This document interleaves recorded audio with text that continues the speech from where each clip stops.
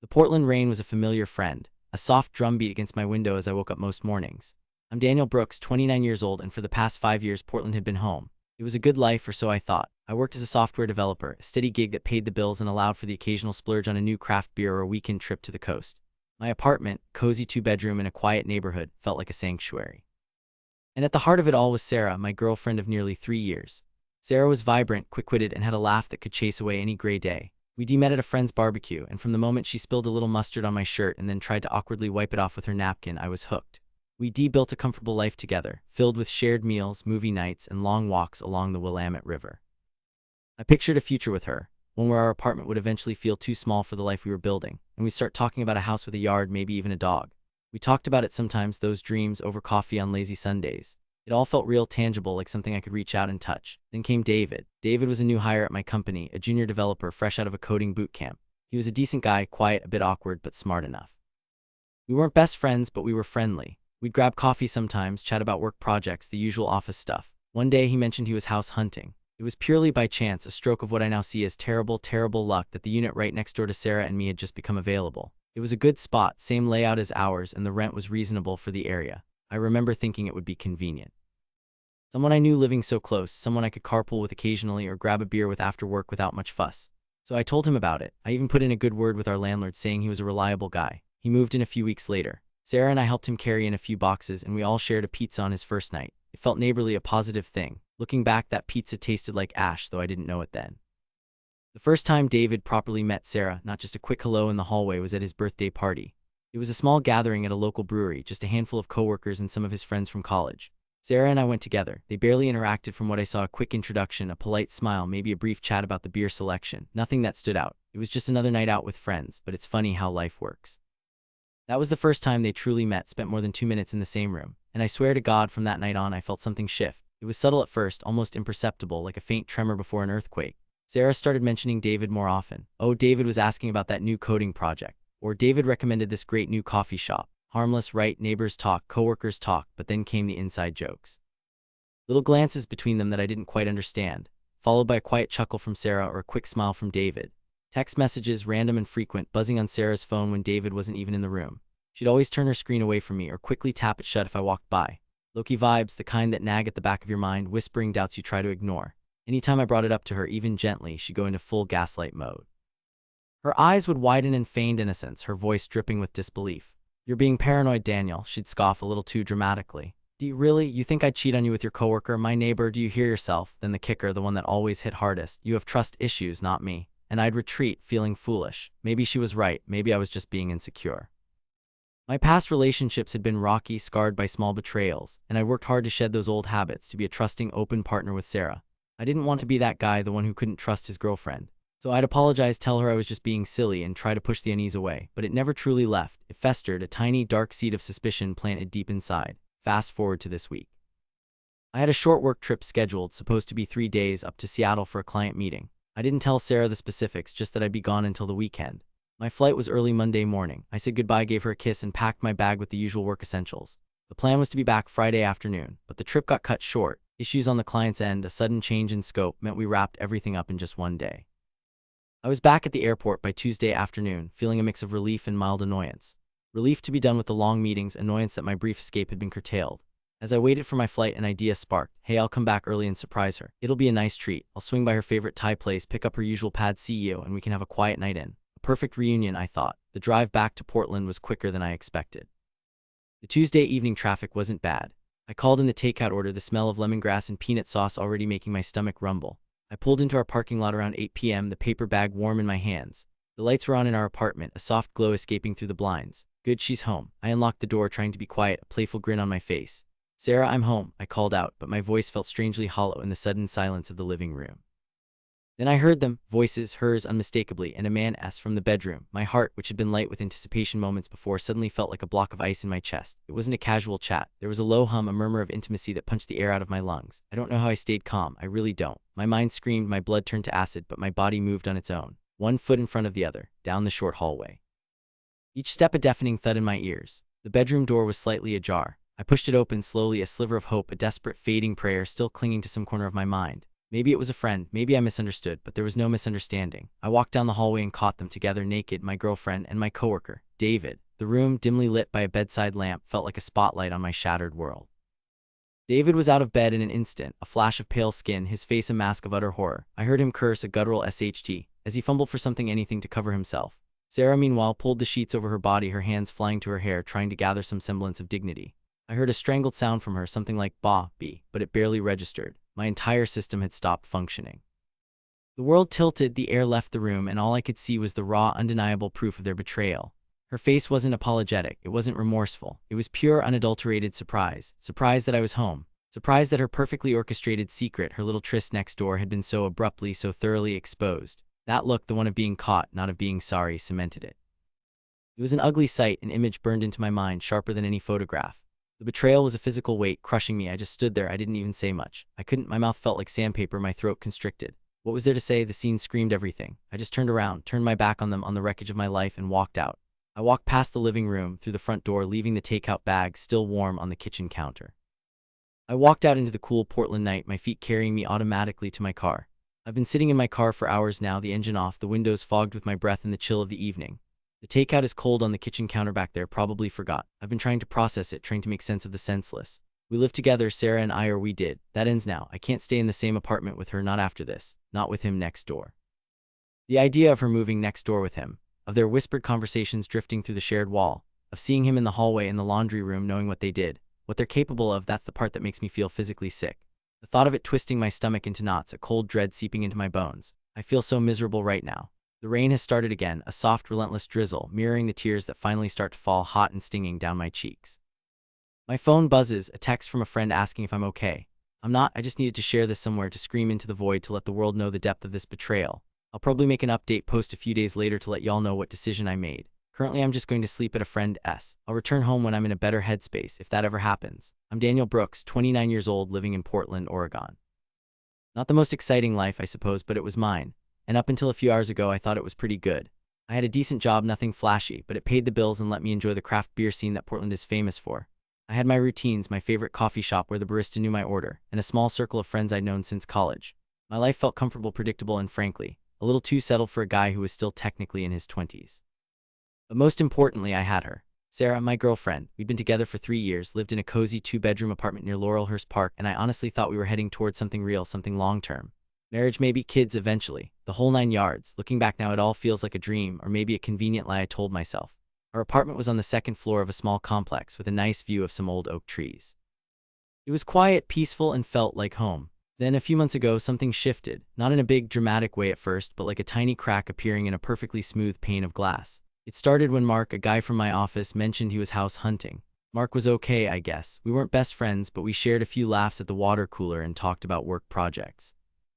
He was a bit older than me, maybe early 30s, and had a kind of slick charm I never really paid much attention to. Just a colleague, nothing more. Then by some twist of fate, the apartment right next door to ours became available. It was pure coincidence, or so I thought at the time. I mentioned it to him, thinking it would be convenient to have a familiar face so close. He seemed interested, checked it out, and before I knew it, Mark was our new next-door neighbor. Great, I remember thinking.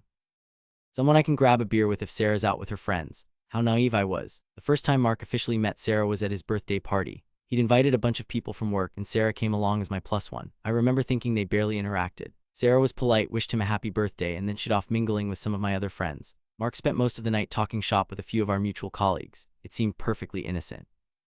Perfectly normal, but that's where the crack truly began to spread, slowly, invisibly, until it shattered everything. From that night on, I felt it, a subtle shift. It was like a faint, off-key note in a familiar song. At first, it was just little thing. Sarah would mention Mark more often. Mark said the funniest thing today at the coffee machine. Or Mark's having trouble with his Wi-Fi. I told him you might know a trick or two, Daniel. Harmless, right? Neighbors, colleagues. But then came the inside jokes. Little glances, shared smiles that I wasn't a part of. Texts that would make her phone light up late at night, and she'd quickly angle the screen away if I happened to glance over. Casual touches on the arm when they'd run into each other in the hallway, or when Mark would pop over to borrow something. They were low-key vibes, as I called them in my head, but they didn't sit right with me, not at all. I brought it up to her. Of course I did. My gut was screaming. Hey, have you and Mark been hanging out more? I asked, trying to sound casual, like it was just an observation. She'd turn on me instantly, her eyes hardening, a practiced sigh escaping her lips. You're being paranoid, Daniel. He's just a neighbor, and your coworker, for goodness sake. She'd launch into her usual routine, the one I'd become all too familiar with. Really? You think I'd cheat on you with your coworker? You have trust issues, not me. The gaslighting was so effective, so consistent, that sometimes I genuinely started to question myself. Was I being too sensitive? Was I imagining things? My mind would spin, caught between my nagging intuition and her absolute certainty, her indignant accusations.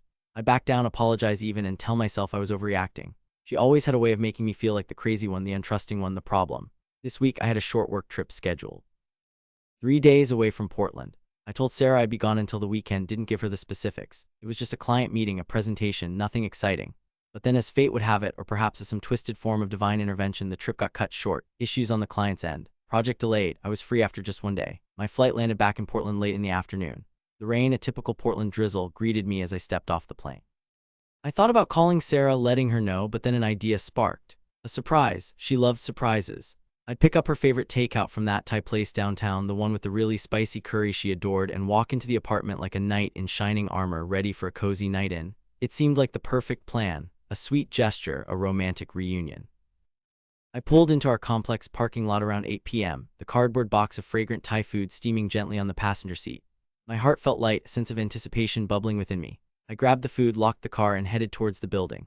As I approached our door, I noticed the lights were low inside. Must be setting a mood, I mused, a smile playing on my lips. I fumbled for my keys, the takeout bag swaying slightly, and unlocked the door. The moment I stepped inside, the air felt thick, heavy with something I couldn't quite name. My smile faltered. The apartment was quiet, too quiet for Sarah, who usually had music playing or the TV on. But then I heard them, voices, hers and a man's, coming from the bedroom. My blood ran cold. The takeout bag suddenly felt impossibly heavy in my hand. I don't know how I stayed calm. My mind went blank, a strange, hollow echo filling my head.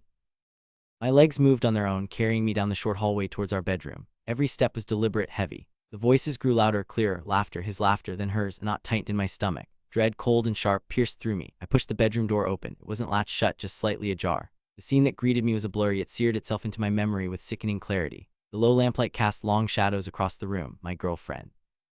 In our bed, and next to her, scrambling to sit up, was Mark, my coworker, his eyes wide with shock, hers filled with a sudden dawning terror. I just stood there, frozen. The takeout bag slipped from my numb fingers, hitting the floor with a soft thud. I heard Mark whisper, "Shit," as he scrambled out of bed, fumbling for something to cover himself. Sarah, meanwhile, let out a small, choked sound, a strangled "bah-bee." She pulled the sheets higher, trying to cover herself, her hand flying to her hair, running through it in a desperate attempt to appear decent, to somehow erase what I was seeing. Her face wasn't apologetic, not really. It was pure, unadulterated surprise. Surprise that I was back. Surprise that her perfectly constructed lie had just crumbled around her. The betrayal hit me like a physical blow. It wasn't just the act itself, but the months of gaslighting, the doubts she'd sown in my mind, making me question my own sanity, making me feel like the jealous, paranoid boyfriend. All of it. The entire ugly truth laid bare. I didn't say a word. I couldn't. My entire system felt like it had shut down. My vision blurred around the edges, focusing only on their horrified faces. I just turned and walked out of the apartment. I didn't run. I didn't shout. I just walked, one foot in front of the other, numb and hollow.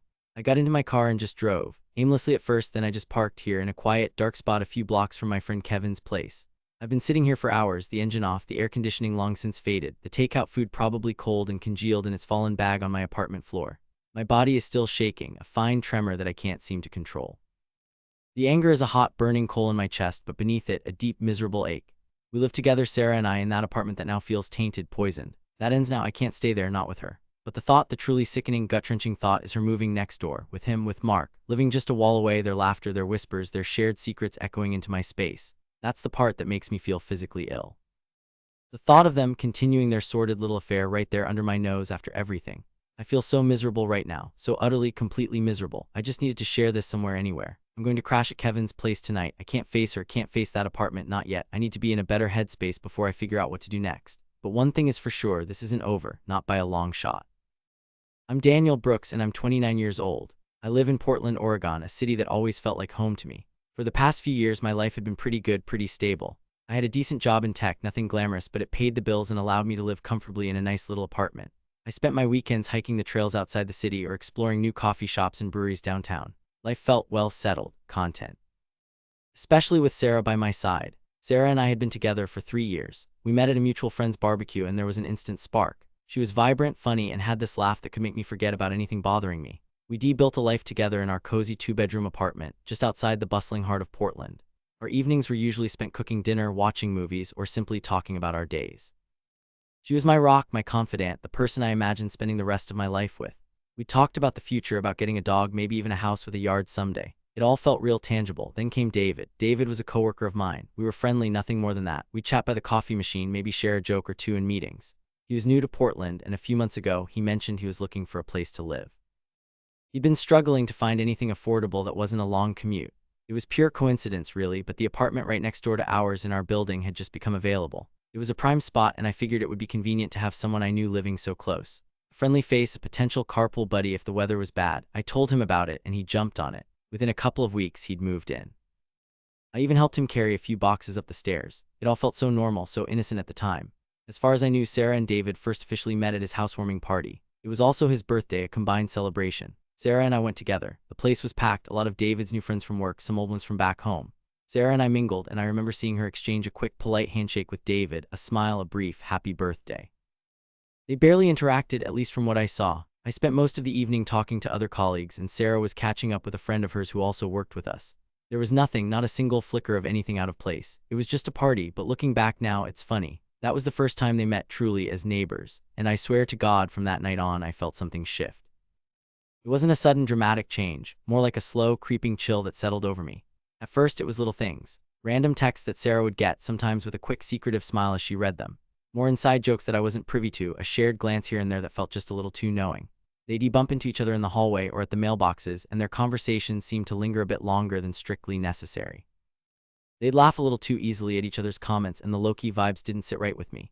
It was like they had their own world, and I was just an observer. I tried to talk to Sarah about it, gently at first. "Are you and David getting closer?" I'd asked, trying to keep my voice casual. She'd always go into full gaslight mode, her eyes wide and innocent, her voice laced with feigned surprise. "You're being paranoid, Daniel. He's just a friend, a neighbor, my God." Or D, really? "You think I'd cheat on you with your coworker, the guy who lives next door?" Sometimes she'd hit me with the classic, "You have trust issues, not me. You're always looking for something wrong." And after a while, I started to believe her. Maybe she was right. Maybe I was just being insecure. My mind would conjure up images of David, a decent guy, and Sarah, my loving girlfriend, and I'd feel ashamed of my suspicions. I'd push the thoughts down, bury them under layers of trust and love. I convinced myself I was overreacting. That was my biggest mistake. Fast forward to this week. I had a short work trip scheduled. It was supposed to be 3 days, a client meeting down in San Francisco. I didn't tell Sarah the specifics, just that I'd be gone until the weekend. I packed a small bag, kissed her goodbye, and headed to the airport on Monday morning. The plan was to be back Friday evening, but the trip got cut short. After just one day, the client had some unexpected issues on their end, and our part of the project was put on hold. My boss called me Tuesday morning and told me to head home. "No point in staying," he'd said. I figured, hey, this is perfect. I'll come back early and surprise Sarah. She loves surprises. I even stopped at our favorite takeout place on the way home, picked up her go-to order, a huge container of pad CEO and some spring rolls. I imagined her face when she saw me, the smile, the immediate hug. It was going to be great. I pulled into our building's parking lot around 7:45 p.m. The Portland evening was cool and damp, the streetlights casting long shadows. I walked up to our apartment door, takeout bag in hand, fumbling with my keys. My heart was light, anticipating her reaction. I opened the door quietly, wanting the full surprise effect. The apartment was dimly lit, just the soft glow from the living room. I heard voices, hers and a man's, coming from the bedroom. My stomach dropped. It was David's voice. My mind started to race, trying to rationalize it. Maybe he was just visiting. Maybe they were watching a movie, just friends. But the low lights, the muffled tones, a cold dread began to spread through me. I don't know how I stayed so calm. It felt like my entire system just shut down, went numb. Every sound, every thought became muffled, distant. I walked down the short hallway, the takeout bag still clutched in my hand. The bedroom door was slightly ajar. I pushed it open slowly. And there they were together, my girlfriend Sarah and my coworker David, in my bed. The sight hit me like a physical blow. The air left my lungs. My vision blurred for a second, then sharpened, focusing on their startled faces. David, a flicker of pure panic in his eyes, yelled "shit," and scrambled to jump out of the bed. Sarah pulled the sheets over her body, her hand running through her hair as she tried to sit up, her mouth open as if to speak. She mumbled something, maybe "bah-be," but I didn't hear it clearly. I was numb. My ears were ringing. The betrayal, raw and brutal, was all I could feel. I just stood there. I didn't say a word. I couldn't. My mouth felt dry, my throat constricted. There was no anger, not yet, just this profound, suffocating emptiness. I turned around slowly, the pad CEO still in my hand, and walked out. I didn't slam the door. I didn't yell. I just walked out of the apartment, down the stairs, and into the damp Portland night. I got into my car and drove. I drove aimlessly for a while, the city lights blurring through the rain-streaked windshield.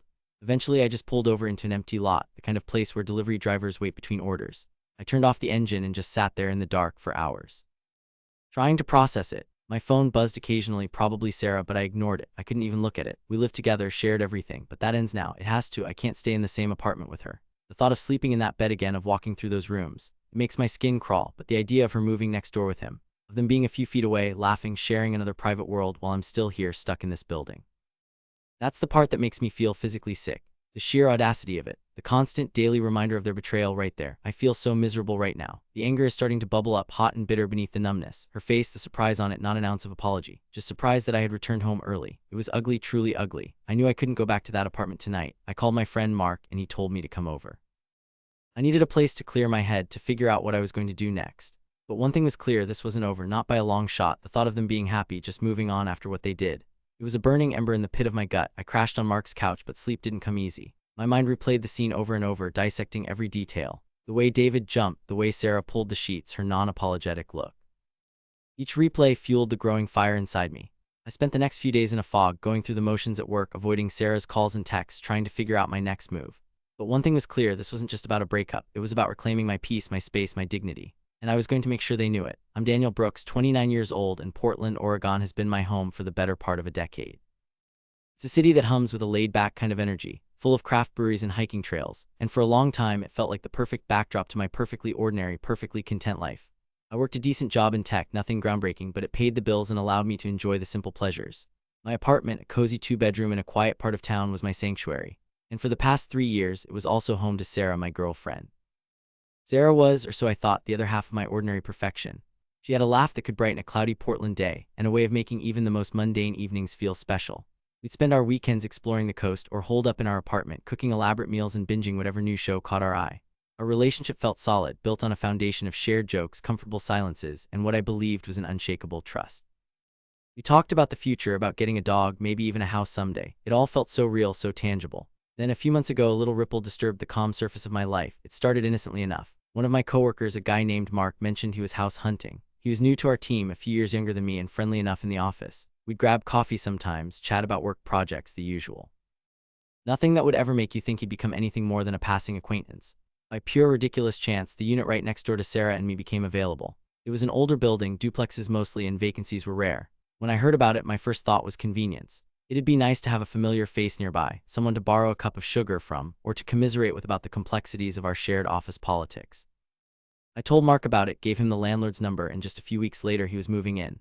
We helped him carry a few boxes, shared a pizza on his moving day. It felt like a good neighborly thing to do. Sarah was there too, laughing and making small talk. It all seemed perfectly normal. The first time Mark and Sarah truly interacted, as far as I knew, was at his housewarming party. It was a casual affair, just a handful of our colleagues and some of Mark's friends. Sarah and I went together, and from what I saw, they barely exchanged more than a few pleasantries. A quick nice to meet you and a polite smile. Nothing to flag, nothing to even register in my memory as significant. But it's funny, isn't it? How a single moment seemingly innocuous can be the precise pivot point of your entire world. Because I swear to God, from that night on something shifted. It wasn't a dramatic, earth-shattering tremor, more like a subtle, almost imperceptible vibration. A hum beneath the surface that I couldn't quite place, but that set my teeth on edge. I started noticing things. Little things at first, a shared glance across a room that lingered a fraction of a second too long. A quiet chuckle between them that didn't quite include me. Then the texts started, nothing overt, just random pings on Sarah's phone, often late at night. When I asked about them, she'd shrug it off. Oh, just Mark, asking about a recipe. Or he needed to know about that new coffee shop down the street. Each excuse felt flimsy, threadbare, but I couldn't articulate why. The low-key vibes didn't sit right with me. It was like they had their own private language, a silent conversation happening just beyond my peripheral vision. I'd catch them exchanging inside jokes I wasn't privy to, or talking about things they'd apparently discussed without me. Every time I brought it up, every single time, Sarah would go into full gaslight mode. "You're being paranoid, Daniel," she'd say, her voice laced with an exasperated pity that made my blood boil. "Honestly, D, you think I'd cheat on you with your coworker, the guy who lives next door?" Her eyes would widen, innocent and hurt, like I was the one committing the offense. "You have trust issues, not me. You need to work on that." And I almost believed her. I wanted to believe her. We'd been together for 3 years. She was the one. My rational brain screamed at me to trust, to let go of these baseless anxieties. But my gut, that primal, instinctual part of me, clenched tighter with each passing day. The doubt festered, a slow-growing poison, transforming my contentment into annoying unease. Fast forward to this week. I had a work trip scheduled, a 3-day excursion to Seattle. I hadn't told Sarah the specifics, just that I'd be gone until the weekend. My company was looking at a potential new client there, and it required a bit of on-site assessment. I packed a small bag, gave Sarah a kiss goodbye, and drove off, still wrestling with that persistent nagging feeling. The trip, however, got cut short. After just one day, issues on the client's end made further discussions pointless. They needed to reschedule, and suddenly I found myself with an unexpected free evening. I figured, hey, I'll come back early and surprise her. It'll be nice. Maybe we can order in, watch a movie. A sudden, unexpected reprieve from my work-induced anxieties. The thought of seeing her face light up with surprise, of having an unplanned evening together, actually brought a flicker of genuine warmth to my chest. On the drive back to Portland, I stopped at our favorite Thai place. I picked up her favorite takeout, pad see ew with extra tofu and a side of spring rolls. The smell of ginger and soy sauce filled my car, a comforting aroma that for a brief moment pushed away the shadows of doubt. I imagined her reaction, the easy smile, the relaxed evening ahead. I pulled into our driveway around 8 p.m. The street was quiet, the usual hum of neighborhood life subdued. The lights in our apartment were low, a soft glow escaping from the bedroom window. I smiled to myself, picturing her probably reading or maybe watching something on her laptop. I quietly unlocked the front door, wanting the surprise to be complete. The air inside was still, thick with a strange quietness that was unsettling. My smile faltered. I heard voices then, hers and a man's, from the bedroom. They were hushed, murmuring, the kind of intimate sounds that make your stomach drop like a stone. My heart, which moments before had been beating with anticipation, now hammered against my ribs, a frantic drum of dread. I don't know how I stayed calm. I honestly don't. My body felt like it was moving through water, heavy and slow. My mind was a dizzying kaleidoscope of fear and a horrifying, dawning certainty. I walked down the hallway, each step a deliberate, agonizing choice. The voices grew clearer, the low murmurs punctuated by soft laughter. My hand reached for the doorknob, turning it with a mechanical precision that felt alien to me. I pushed the door open. The dim light from the bedside lamp cast long shadows across the room, and there they were, together. My girlfriend Sarah and my coworker Mark. He was scrambling, jumping out of bed, a strangled SHT escaping his lips. Sarah, her eyes wide with shock, pulled the sheets over her body, calling out something like "Bah, B." Her hand went to her hair, a nervous gesture as she tried to sit up. It was an ugly sight, honestly. Not just the nakedness or the illicit intimacy, but the raw, unapologetic surprise on her face. There was no remorse, no apology, just the stunned realization that her secret had been laid bare. The betrayal was a physical blow, a cold, sharp blade twisting in my gut. I just stood there, frozen. I didn't say a word. My entire system felt like it had shut down. I just turned around, and I walked out. I didn't even close the bedroom door. I walked back through the silent living room, past the fragrant takeout bag still sitting on the kitchen counter, and out the front door. I got into my car, the familiar hum of the engine a distant drone in my ears. I just sat there for hours, processing, or trying to anyway. The pad see grew cold beside me, its inviting aroma now a mocking reminder of the life I thought I had. We lived together, but that ends now. There's no way I can stay in the same apartment with her, not after seeing that, after feeling the icy grip of that betrayal, but the idea of her moving next door with him. The thought of waking up every day and seeing his car in the driveway, or seeing them walk into the building together, happy and unashamed, that's the part that makes me feel physically sick. It's a twist of the knife, a constant, sickening reminder of what they did. I feel so miserable right now. The anger is a hot, shaking thing in my chest, but underneath it, there's just this vast, aching emptiness. I'm going to sleep at a friend's place tonight. I can't face her or him. I'll go home when I'm in a better headspace. But I know one thing for sure, this isn't over, not by a long shot. They shattered my life, and I'm not just going to let them get away with it. This is Portland, and even here in a city known for its calm, sometimes you just need to unleash a storm, and I think I'm ready to be the storm. I sat in my friend Mark's spare room, staring at the ceiling for what felt like an eternity. The initial shock, the raw disbelief, had started to dull, replaced by a cold, hard knot of anger and a sense of absolute clarity. Portland nights are usually quiet, but that night every distant siren, every car passing on the street outside felt like a personal assault on my shattered peace. My mind, which had been a blank void when I walked out of that bedroom, was now a buzzing hive of accusations, replays, and finally a simmering resolve. You're being paranoid, D. Really? You think I'd cheat on you with your coworker? Her voice echoed in my head, mocking me. The gaslighting. It wasn't just the act of betrayal. It was the months of her making me question my own sanity, making me feel like the problem. That was almost as bad as seeing them tangled together in my bed. Almost. But seeing them, the way he jumped, the way she pulled the sheets up, her face not apologetic but just surprised, that image was burned into my retinas, a permanent scar. Sleep offered no escape. Every time I closed my eyes, I was back in that hallway, the dim light, the hushed voices, the sickening realization. Around dawn, Mark came in with a mug of coffee. He didn't say much, just sat on the edge of the bed and let me talk, or mostly just exist. I told him everything, the whole sordid timeline from the moment Dave, my coworker, moved in next door to that gut-wrenching moment in the bedroom. Mark, bless his soul, just listened, occasionally squeezing my shoulder. He knew me. He knew I wasn't prone to dramatics, and he could see the deep wound. By mid-morning, the numbness had receded completely, replaced by chilling clarity. I wasn't just hurt, I was furious, and I was done being the victim. The idea of her moving out and then just waltzing next door into Dave's apartment, building a new life right beside the wreckage of mine, made my stomach clench. That couldn't happen. I couldn't prevent her from being with him, but I sure as hell could make it impossible for them to rub it in my face from 50 feet away. My mind, usually geared towards data analysis and project management at work, started constructing a different kind of plan. It wasn't about screaming or throwing things. That wasn't my style. It needed to be cold, precise, and utterly devastating. It needed to be poetic. Dave had violated not just my personal trust, but a professional boundary. He was a coworker, someone I had gone out of my way to help find a place to live. And then he used that proximity to stab me in the back. That, I realized, was his biggest mistake. That I could use. I called HR first thing Monday morning. I didn't scream, I didn't accuse, I laid out the facts calmly, clinically. I need to report a situation involving a hostile work environment and a severe conflict of interest. I said, my voice steady, betraying none of the tremor in my hands. I explained how Dave, a coworker, had moved into the apartment directly next door to mine, an arrangement I had facilitated. I then detailed, without emotion, how I had discovered him in a compromising position with my living girlfriend in my own home. I emphasized the proximity, the unavoidable daily contact, the emotional distress this caused, making my continued professional performance, especially in shared projects with Dave, untenable. HR was predictably shocked. They promised an immediate investigation. I knew what that meant. It meant a discreet but thorough inquiry. It meant Dave's career, at least at our company, was likely over. Companies, especially large ones like ours, are incredibly sensitive to anything that could lead to a lawsuit for a hostile work environment or even just public embarrassment. An affair between coworkers is one thing, but one involving a deliberate invasion of privacy and a conflict of interest this blatant, that was a bridge too far. Next, I went home, not to shout but to dismantle. My ex-girlfriend, I refused to even think of her by her name anymore, was there looking pale and defensive. We need to talk, I said, walking past her into the living room. You need to be out of here in 2 weeks, and no, you're not moving next door, not with him, not ever. I'd already consulted with a lawyer friend about the lease. As the primary tenant, I had the right to terminate her residency. She started to protest, to beg, to make excuses, but I cut her off. Save it. Your things will be moved into storage if you're not out by then. My locks will be changed. The silence that followed was heavy, broken only by her sniffles. It was painful, but it was necessary. I spent the next few days systematically clearing her belongings, packing up her life into boxes, emotionally detaching myself piece by piece. I didn't hear from Dave directly, but I heard whispers from work, hushed tones about internal investigations, and unforeseen resignations. A week later, a company-wide email announced Dave's departure to pursue other opportunities.